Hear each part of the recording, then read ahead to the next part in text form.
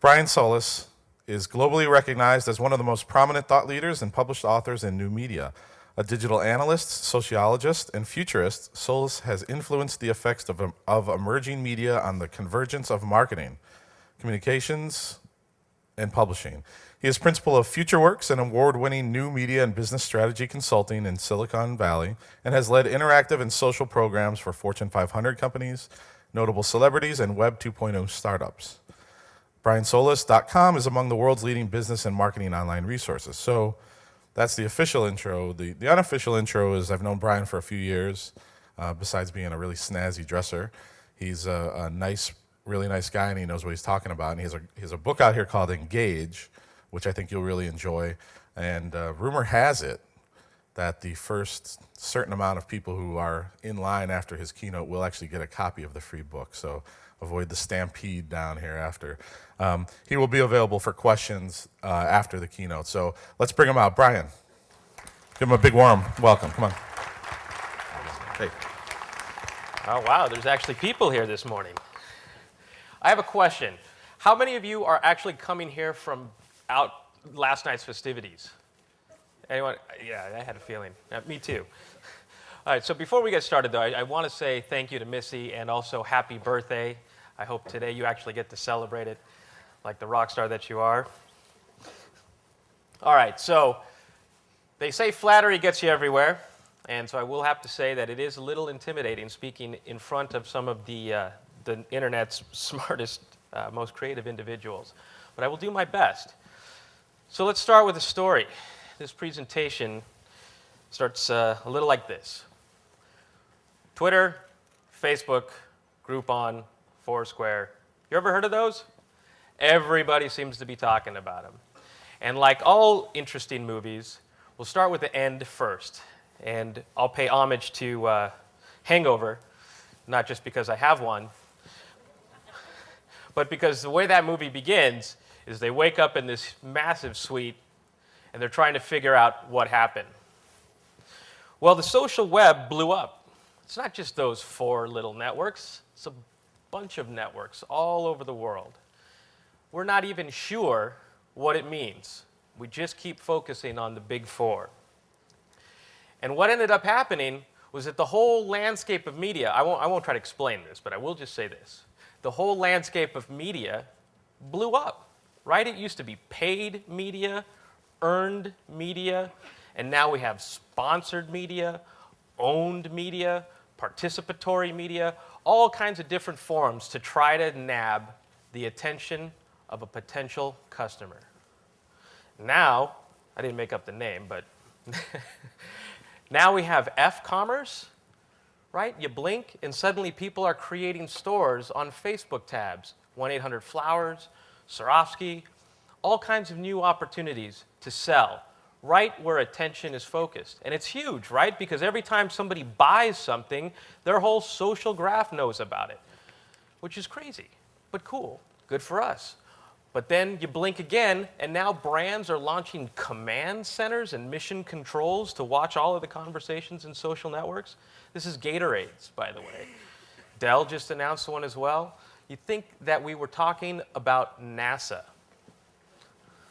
So how do we get here, right? Because what started as tweets and Facebook profiles and now likes and fan pages and check-ins, what started out quite simply as traffic and conversions is now all over the web.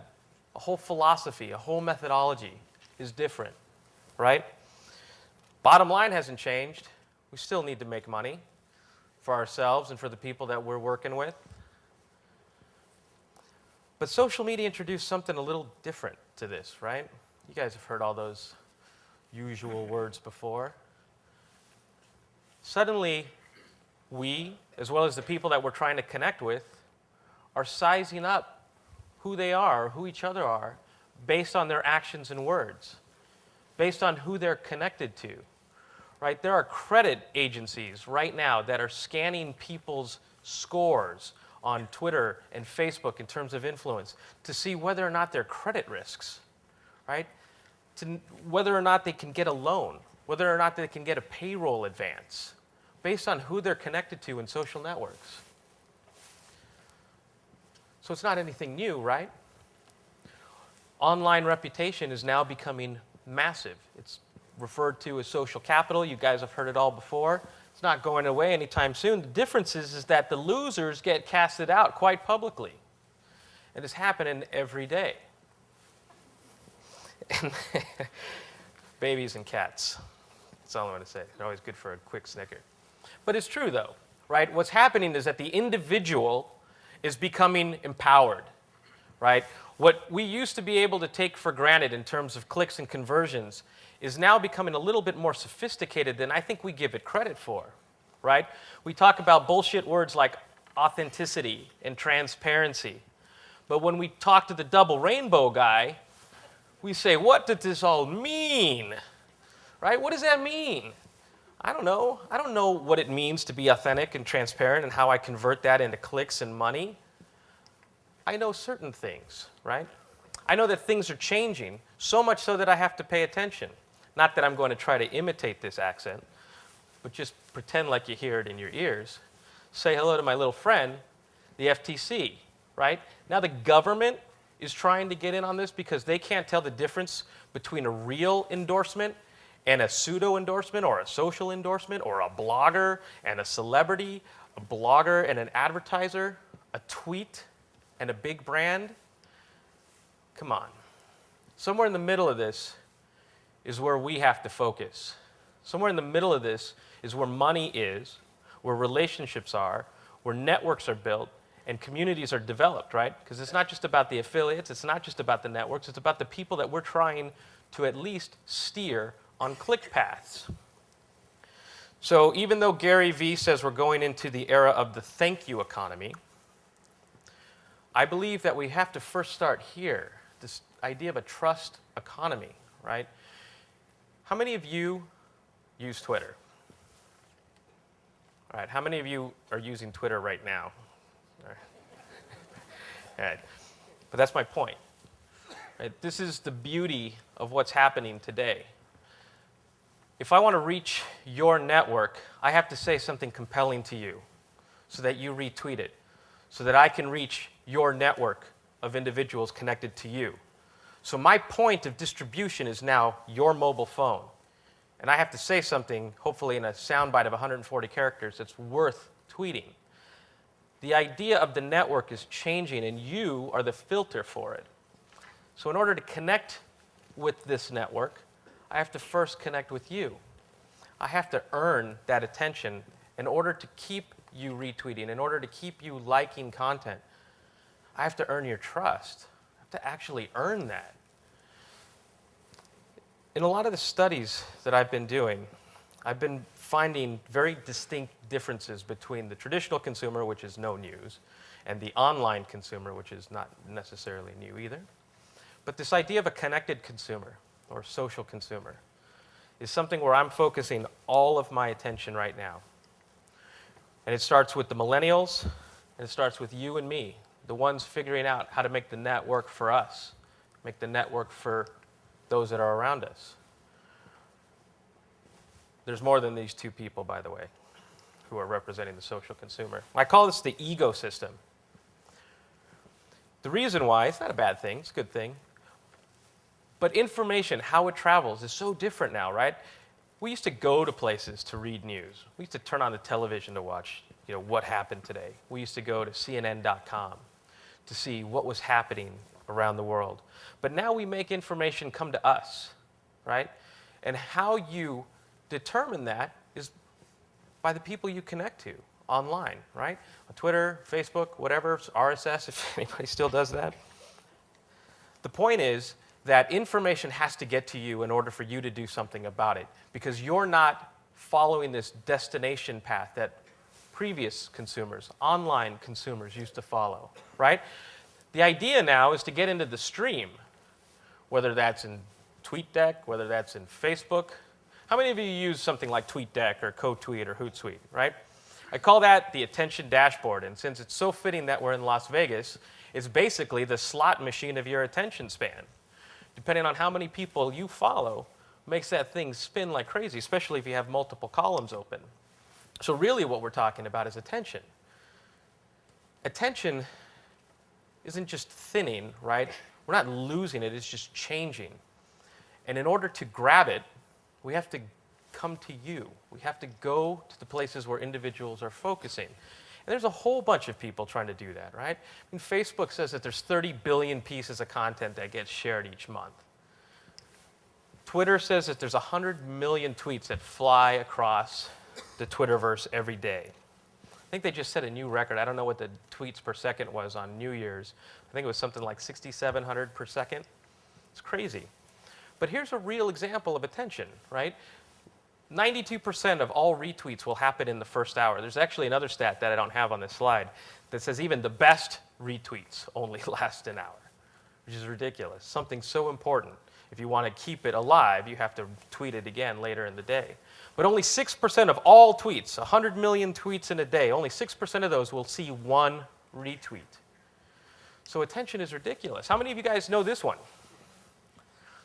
Yes, Mustafa. It's good to be this guy. This is how attention works, right? Everybody celebrates Old Spice. It's the best viral video social media program we saw in 2010. I'm not saying that. I'm just imitating someone saying that. But look at the tweets, right? On average, Old Spice had about 2,100 tweets a day. Not bad. And then this guy comes out and starts creating videos specifically for very influential or popular individuals on the social web. In the first day of videos, it flies up to 61,000 tweets. They run another day of videos, and it jumps to over almost 100,000 tweets. Then they stop. Next day, it goes down to 16,000, and what you don't see here is the next day, it just goes right back down to 2,000.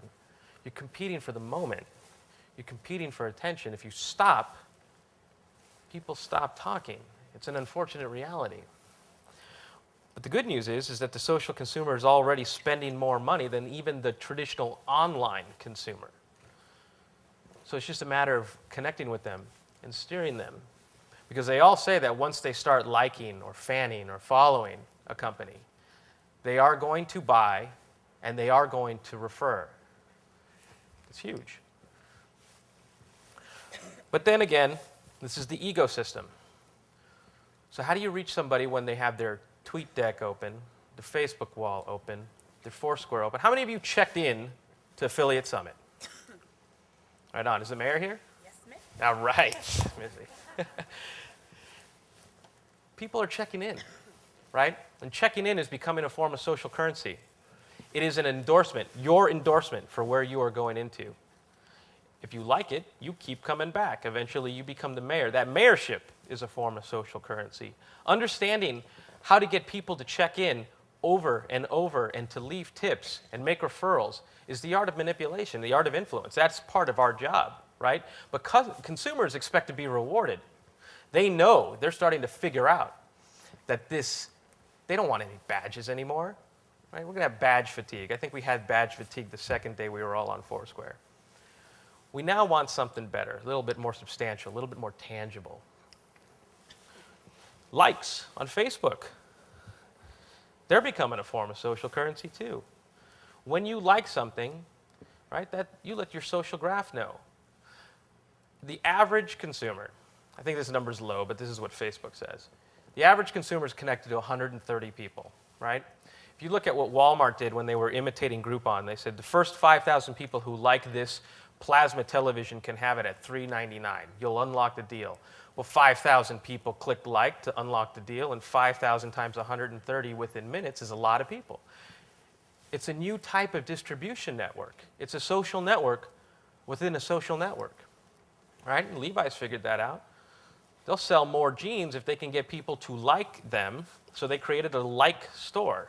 This kind of sounds funny, but it works for them.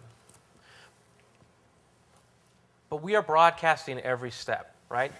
I believe that many of us in the room are the social consumer. And we're willfully sharing everything, maybe oversharing everything. But when you walk into a store, when you walk into any place, I want to give you their vision, their perspective. Maybe it's your perspective too. Do you see this? I see this. I pick something I like. I'll check in. I'll scan the QR code. I won't Facebook Place, though, that one. I haven't gotten up to that one yet.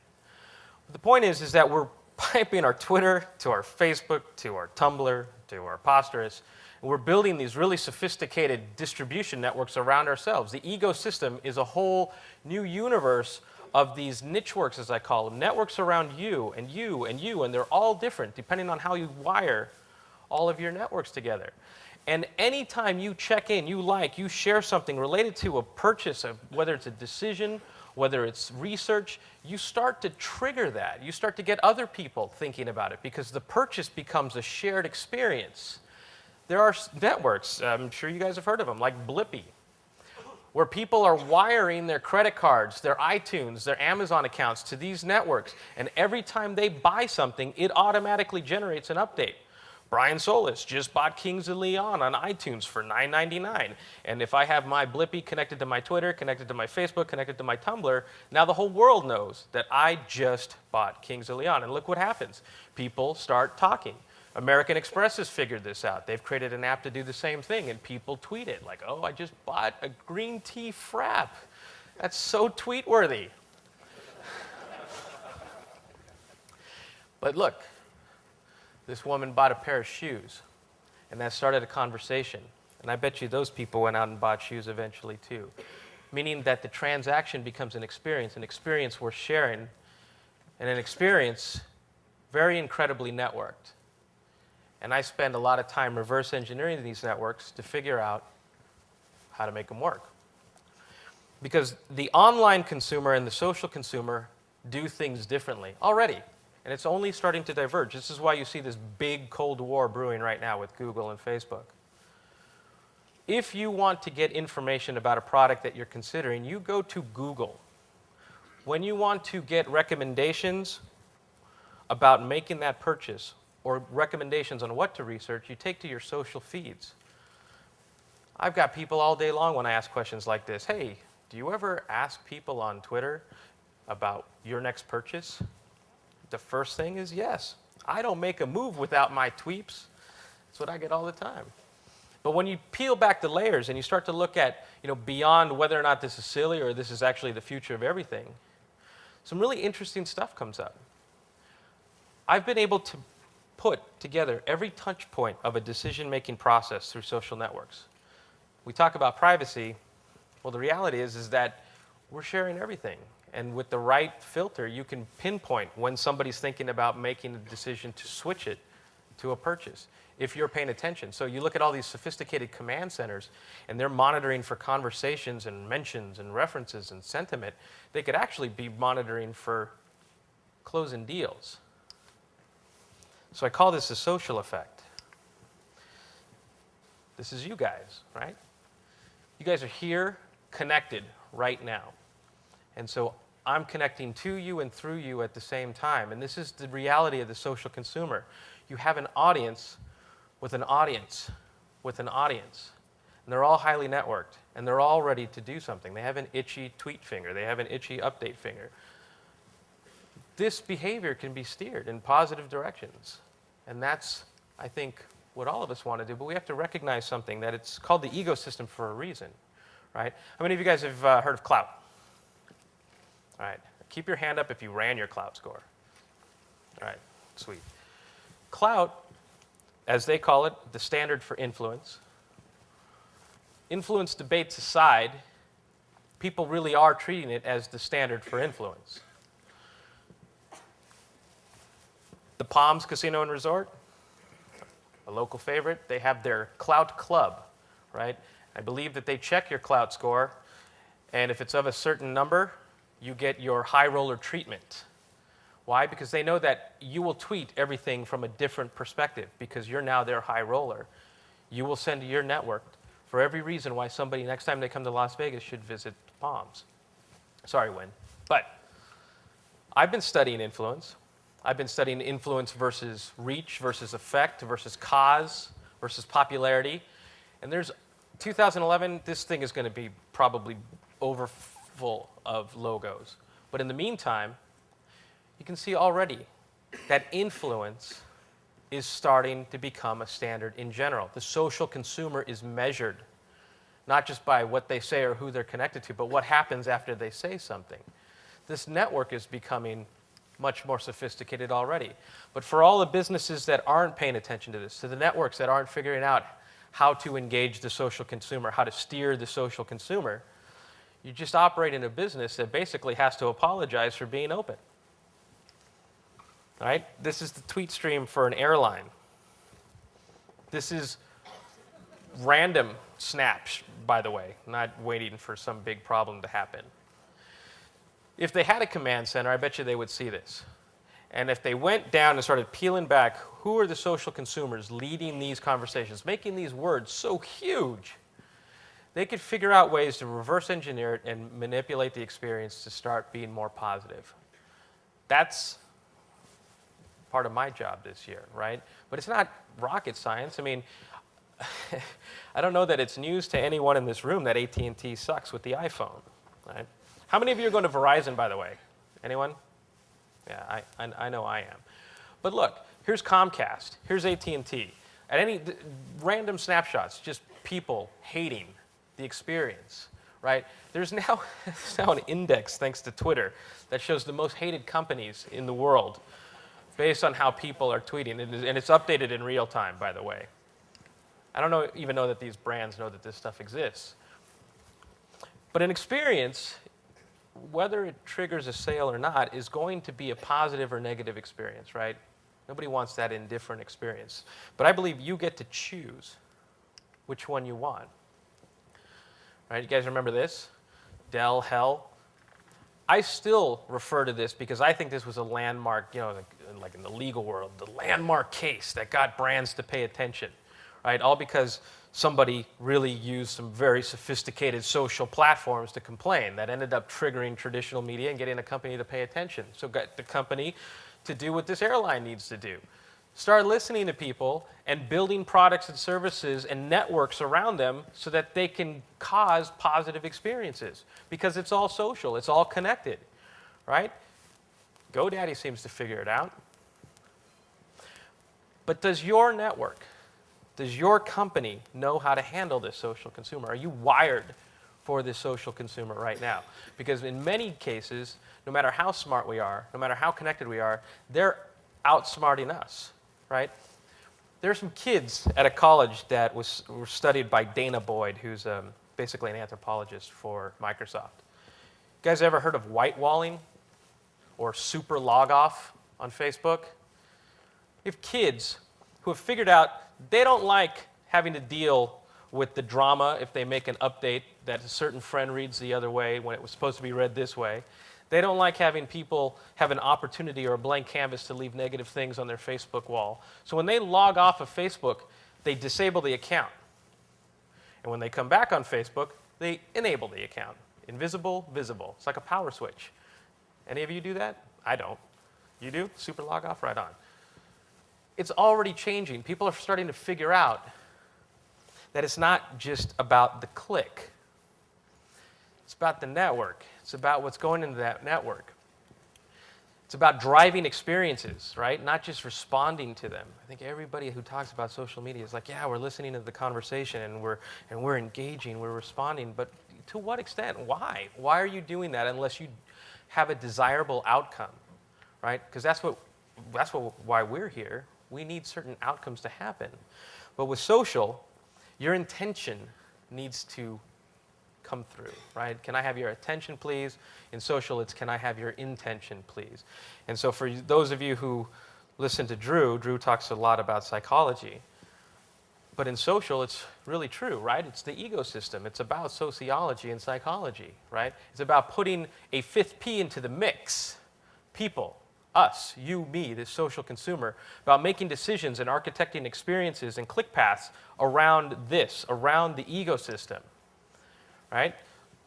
Las Vegas, or not Las Vegas, but we'll just say Nevada company Zappos has figured this out. They figured out that social media is an emotional landscape, right? If you guys are familiar with box breaks, just search that in YouTube. And you'll see everybody getting a happiness box and filming it on their flip cam or their webcam and sharing it with the rest of the world because they're so stoked to be able to open the box and get what's in it out. So the real thing that this becomes back is how do you trigger empathy? How do you first understand what's driving people, and then how do you put a click path around it? How do you bridge this relationship between cause and effect, or what I call a click to action? So the four, I don't know, everything's 4, 5, 10. I think this one's the 4 A's of the social consumer. And that's action, advisory, advocacy, and affiliation. These are the things that have been distilled down to what drives the social consumer, right? 2 things specifically, empowerment and recognition. It takes more than listening. That's Command Center 1.0, by the way. It takes understanding that the social consumer is not an audience. It's not a customer. It's not just a referrer. It is an advisor, an adversary, an idea generator, an influencer. And each of them have different needs. They have different networks. They have different reasons for clicking and sharing. All of this stuff is available. It's all publicly available for finding today. So I believe that recognizing who these people are and what motivates them and what drives them leads us into an era of context. Not just content, but context, right? People are connecting because they know each other, sure, but you're starting to see these sub-networks around interests, passions, causes, right? So even Twitter talks a lot about this, or they will a lot more. They talk about not the social graph, they talk about the interest graph. And there are tools, for example, this one's called Gravity, that shows you your interest graph. Not just who you're connected to, but the people you're connected to around common themes. And here's an interest graph that I did by hand. For a company that I was working with, I needed to find all of the individuals out there who were talking about the space, influencing decisions within the space, and whether or not they were connected to one another. And I did. I found that. You have Facebook, Twitter, blogs. And so just looking at something as simple as a Facebook ad,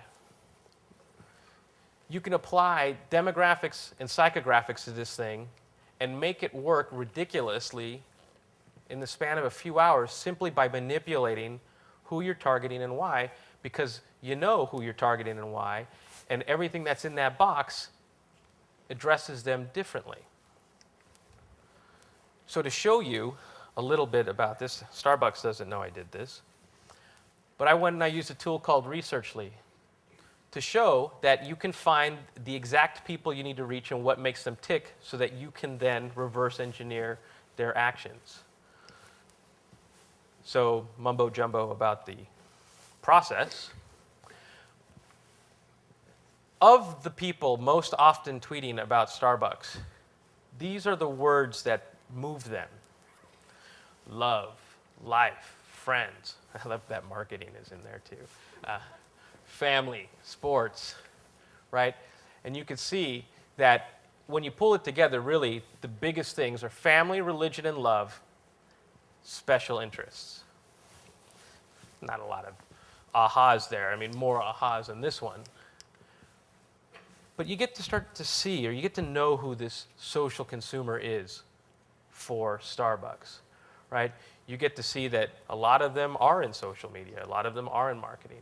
You get to see things like Starbucks followers tend to favor dogs over cats. You get to, I guess we need LOL dogs for this group. You see that music, food, coffee, fashion. You see that students are big here in terms of influential Starbucks followers. So really what this starts to do is it gives you the building blocks to effectively connect with the interest graph of Starbucks in varying ways through niche works, right? These sub-networks of networks. You want to find out where they are? Well, here's where they are. Want to see if they're male or female? Well, here you go. By the way, there are more women on Twitter than men. And in aggregate, women are more influential than men on Twitter, just just for the record. So really what that means is you're not competing for the future now as much as you're competing for the moment, competing for relevance. And in order to compete for relevance, you have to understand what is making people tick, what is making people connect. By the way, that Researchly stuff, I did it in a 7-day free trial, and I ran all kinds of brand stuff to see what I could come up with. So for free, I was able to identify a whole bunch of stuff, much more than I could put into these slides. But they're not the only tool out there. There's a bunch of tools because all this stuff is public. The point is that in order to earn relevance, you have to figure out what makes relevance work within these communities. What makes the social consumer tick? Who are they connected to and why? What are they doing? I believe that the future of all of this is about shared experiences. We're already living it. Most of you guys are on Twitter right now. You're sharing experiences. And you do that with everything in your life because we're just taking it online. It's just how we're evolving. It's how we're growing. The idea is that you, me, the people we work with, we have to be responsible for defining what those experiences are so that we have something to move against, so that we have something to measure, so that we have desirable outcomes in place. Apple, for example, has no social media team whatsoever. They don't need it. Because the people who buy their products, I'm one of them, spend more than we should on them, are their social media presence, right? Apple stores, everybody loves to check into them. I was at Le Web in Paris, and everybody went to the Apple store at the Louvre. They didn't go to the Louvre. They went to the Apple store at the Louvre. But Apple figured out that it's all about defined experiences, forcing the shared experience. And it's a simple example, but the truth is that that's ours to define. This is a whole new era. People are connected to one another in ways that outperform the biggest media outlets and some of the biggest marketing and sales networks out there. So it's just up to us to figure out what makes it tick, where they are, how they're connected, and how it is that we actually get them to do what we want. That's what everybody's trying to figure out. The point is that you're not going to get there by monitoring keywords.